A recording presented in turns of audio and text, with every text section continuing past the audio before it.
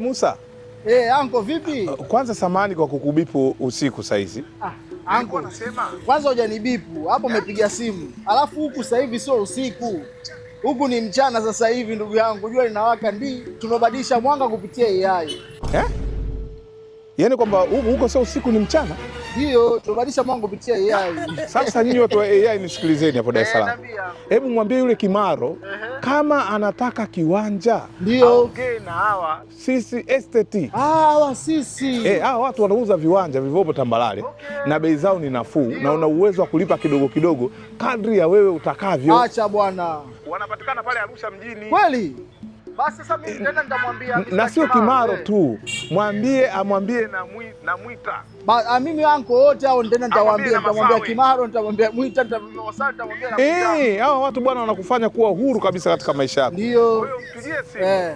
Mwambie sisi estate ndio wakombozi wa masuala ya viwanja kwa pale Arusha. I say hiyo anko hiyo ni kubwa. Sasa ngoja hiyo watu wa Dar es Salaam kiboko bwana. Kwa hiyo sisi huko pwani usiku, nyinyi kumbe huko mchana na mmebadilisha mwanga kupitia AI. Ndugu yangu huku sasa hivi mambo kidigitali. Teknolojia ishabadilika. Kama hapa sasa hivi tunabadilisha zetu mwanga kupitia AI. Hakuna. Ongeleni bwana. Basi ndio hivyo. Sasa sawa, mimi ngoja nikimbie Kariakoo mara moja afu nitakupigia baadaye. Haya. Hiyo ni uongo bwana. Hakuna. Hiyo ni uongo hiyo.